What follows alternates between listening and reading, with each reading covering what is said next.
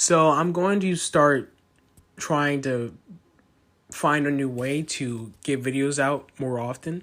So what I'm going to do is I've been watching shows, and so I'll review them in chunks, not necessarily an episode every single week, but something like every couple of weeks I will give out a review for a certain week of episodes, and then once I come back, I will then review the next chunk and the shows that are going to be talked about in this part and the second part, which will probably be released on Saturday or Sunday. That's pretty much, those are the episodes or television shows that I will be following, so don't expect additional shows unless a show ends and I decide to add another show on. So, yeah. And also, thank you for getting me to 100 subscribers. I did not think I was going to get there. I did not think it was going to happen this fast. And I wanted to address it in the last video, but that video, the Black Lightning one, I just needed to get it out when I, still felt like talking about it, because I feel like I would have just got burnt out of being angry and just left it alone. So, so this is going to be the first episode of it. Enjoy.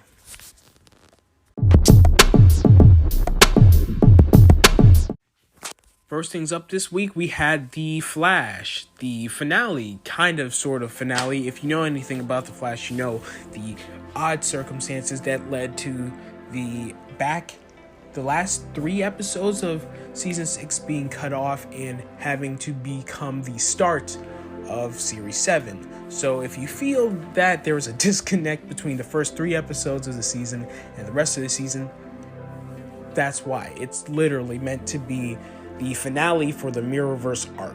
So, it was a really weird episode. It felt really rushed, and it wasn't super well executed. I imagine there was a lot of rewrites and stuff behind the scenes going on, because also the whole Hartley Sawyer incident led to him not being Ralph Dibny anymore on the show. So, it seemed as if they were struggling to find a way to finish this arc and set up the next arc and do it all satisfyingly with the restrictions that they had. There are a lot of weird choices. First things first, I don't necessarily love the fact that the big grand finale for Ava feels so similar to the Bloodwork one, where the character thinks they're saving everybody, but it involves an invasion, and then Team Flash has a band together to take them down to stop the invasion, and it just seemed very similar. And maybe if the season had played out as it was supposed to last season, it wouldn't have necessarily, we wouldn't have maybe not had this ending for her. But considering the circumstances, I guess this might have been the best they could do. There were more weird things with Harrison Wells and his sudden reappearance. I didn't necessarily love the explanation for why he was resurrected. That could have been either left up for mystery or just could have given us a better explanation, because the idea that Nash's particles, or the particles of the Welleses, allowed for the resurrection of the original Harrison Wells, and that the universe is trying to compensate, that doesn't even make sense, because the multiverse still exists. So there's definitely more Welleses on other Earths. It would have made more sense, or it could have, maybe been a better story if maybe I'm not trying to rewrite the episode, but this is just an idea I had, and it could have been a nice little moment. The reason why Harrison Wells was brought back is because the Spectre, Oliver, resurrected him and imbued him with the tiniest of remnants of the Speed Force, and Harrison Wells showed up to give that Speed Force to Barry so he could use it to repower the artificial Speed Force. That could have been a nice moment. But, fan theories and fan speculation aside, they tried to make it a link between Iris and Barry's relationship with one another, And the idea isn't terrible because because Barry's a paragon of love. Negative Speed Force is all about channeling your hatred and pain, and so I guess Barry's version would be, love and I guess happiness. But it was just kind of a very sudden, like it was very sudden. I didn't really understand how Barry came to that conclusion. I guess Nash was being real vague instead of just saying, "Hey, idiot, go touch your wife." I don't know what was the reasoning behind that.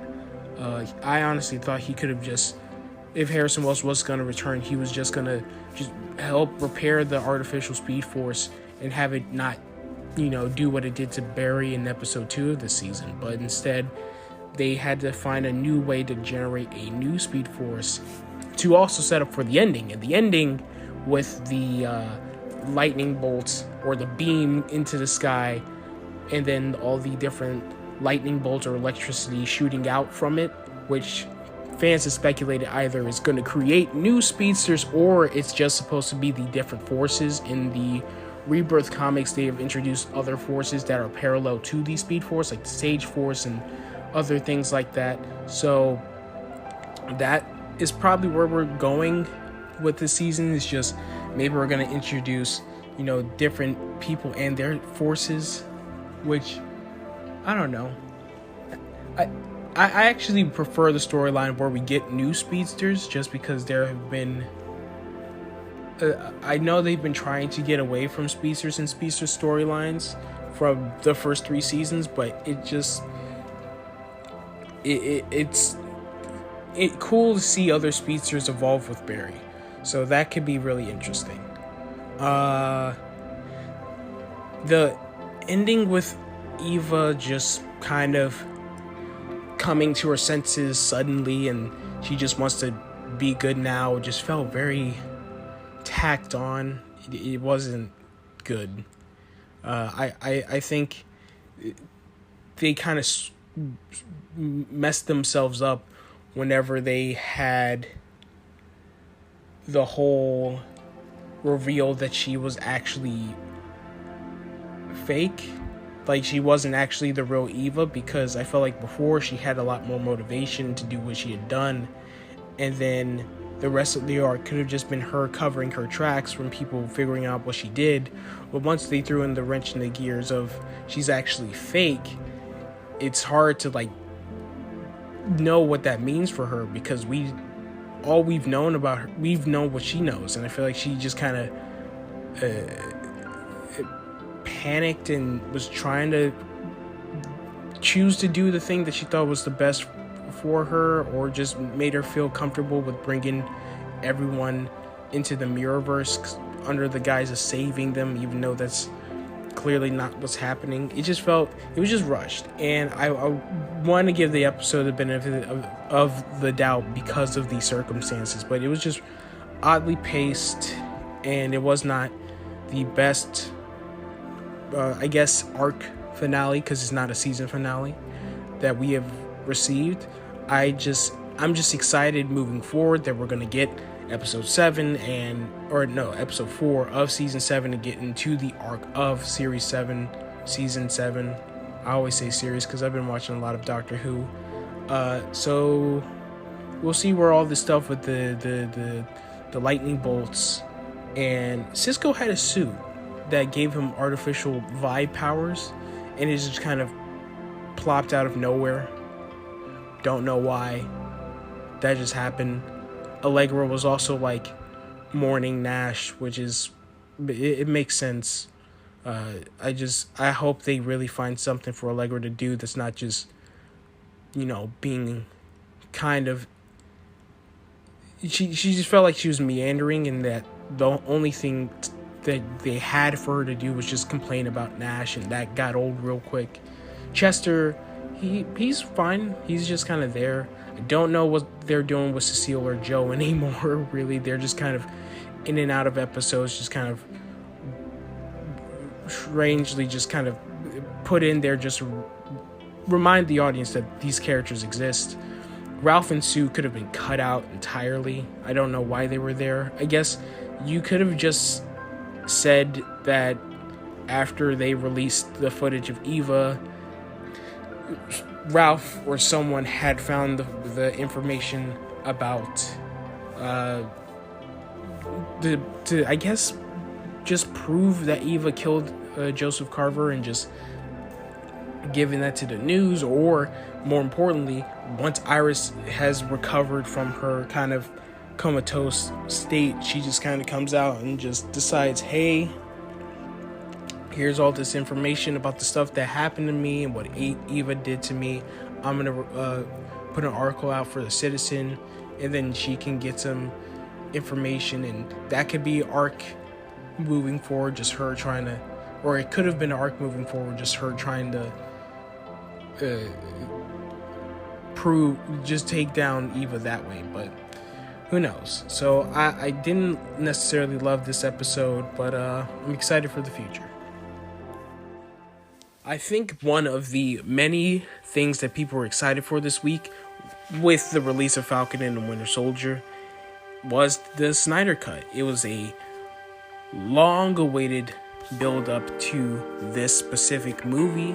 A lot of stuff behind the scenes, a lot of drama with Warner Brothers and people who are involved in that, and some of the actors. I think you know who I'm talking about if you've really been following all this stuff real closely. And so now the important question is, was this film worth all of the trouble that people had gone through? Well, first things first, it's really important that Zack Snyder had made this out of the very tragic events that had happened to his daughter, and he made this kind of as a tribute to her, but also because it was a thing that the fans had asked for. So this film was just a lot. It meant a lot to a lot of different people that this was coming out. So with all of that said, the film itself, I was actually very pleasantly surprised. I think how you view this film is entirely based on your perception of well, first things first, your investment in the Zack Snyder DC universe, because I was a person who didn't necessarily hate it or write it off like a lot of people did. I wasn't necessarily a huge fan of his versions of Superman. I liked Batman, the actor, but not necessarily the character all that much. Same with Henry Cavill. They're both good choices, Ben Affleck and Henry. It's just I don't necessarily love the writing. Wonder Woman was good. And then a lot of the other characters were introduced through Justice League. And then some are getting their spin-off, some aren't. Aquaman already got his spin-off. So this film has a lot of things that were in the original version of, or not the original, the Whedon cut of Justice League.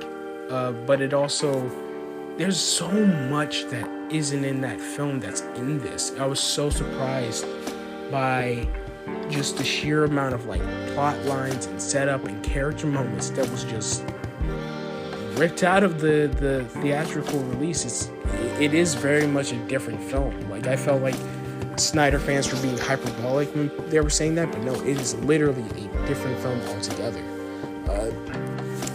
Most of the elements, well, there are a lot of elements that I think work better here just because there's more time to flesh out characters and the motivations. Cyborg, way more compelling. Like, I liked him in the theatrical cut, but here I understood him in a way I didn't before. I also think, although I don't necessarily love their version of the Flash, especially comparing him to the interpretation on the TV show and some of the animated stuff I've watched, but he had more moments where I kind of empathize with them or sympathize with them. The moment, I don't remember exactly how the scene played out in the movie where Barry gets his job at the CSI, and then he has this kind of short exchange with his dad. That was really well acted, and I appreciated that moment. I appreciated the moment where Barry got hurt and his reaction. I actually felt scared for him in that final battle. And then he has the moment where he goes back in time, and that felt earned in a way I didn't expect it to feel earned. Batman is kind of... I feel the same way about Batman in this version that I did in the theatrical cut, where he's just kind of there. He's not bad, but I feel like his arc is just bringing everyone together, then bringing back Superman, and that's kind of the extent of his role in it. Like, the movie is about giving room for these other characters to kind of shine and develop, which I think is actually kind of cool. The structure of the film, the way they divided, because it was meant to be 6 episodes, and then in the 11th hour they decided to put it back to the 4-hour format they had planned to, but the film is still kind of divided into like chapters, like a storybook, which I appreciate, because there's a lot going on in this film, and if we had to track everything from beginning to end, it would be really, really difficult to follow. But because it's kind of segmented off, you're focusing on specific characters, and then in the later half they come together and it's more of just straightforward Justice League war battle story. So that was really interesting to see. They also did a good job or a better job at justifying the Superman resurrection. In the film, it just kind of felt like, you know, it'd be kind of cool. Let's just resurrect Superman. Like, the Justice League, there was no real sense of like necessity behind bringing back Superman in the theatrical cut, while in here they make it abundantly clear Steppenwolf and Darkseid and the New Gods stayed away from Earth because of Superman, and that when his death occurred, it echoed throughout the galaxy, and he was the one thing that had prevented everyone from coming here, and now that he's gone, all bets are off. And so his resurrection just kind of just contributed to the whole united front aspect of the film. Wonder Woman's still pretty good. I like her. Although they add this weird stinger to her score, like to the theme, and it's kind of like this, like, moaning, kind of like, not moaning, that sounds weird, like, this weird, like, eerie sound in the background every time she shows up with her additional theme song, and it was just really distracting. I wish they hadn't done that. A lot of the soundtrack in this was, I liked it because of the callbacks to the Man of Steel and Batman vs. Superman soundtrack. I appreciated that. Even though I don't think there's a lot of memorable moments in the score that aren't from pre-existing films, like the Wonder Woman's theme, Batman theme, Superman theme, those are all great. But like Cyborg, Aquaman, Flash, they don't really get much in terms of musical accompaniment, I guess. Fight scenes are... It really does vary. I do think there's a lot of slow motion that isn't necessary or really as cool as they think it would be, but it's just kind of whatever. Slow motion is slow motion. It never really bothered me that much, but this film has a lot of it. The ending was really interesting because it's not... Snyder and his camp and Goyer always, when they initially made Man of Steel, were trying to make something that felt more grounded or darker, just less happy-go-lucky superhero fare that you would get from like Marvel. And so with that being their goal, the way the film ends kind of fits because it's a bit of a false happy ending, or at least it's not, or at least because of the not even after credit scene, the stinger at the end, it makes it very clear that although they've won this battle, there's still a war going on, and I kind of appreciated that. Although we're not going to get a sequel, or at least we might not get a sequel, that was a really cool way to end it. The final stinger with the alternate future timeline, although it was a really cool moment, especially the exchange between Batman and Joker, it felt, and it's called the epilogue, which is kind of appropriate, but it doesn't, it's hard because it's paying off the flashback from Batman vs. Superman, but the flashback also doesn't necessarily have that much bearing on this film, or that flash forward in this film. It will be relevant in the future, so it's just kind of hard to really judge the relevance of that scene because those future movies haven't come out yet, so haven't been made or are gonna be made. It's hard to talk about this because they have sequel fare in this, but whether or not this film is getting a sequel is up in the air, or whether or not it's going to be in continuity. So yeah, this is just a really odd film, but I think if you come in with an open mind, you'll find enjoyment in it. If you're not necessarily a fan of his style and his characters, fine, because that is a big important factor to enjoying any type of film. But I don't know, for me, I feel like I wasn't expecting all that much, and so maybe my expectations were really low, but I ended up enjoying this.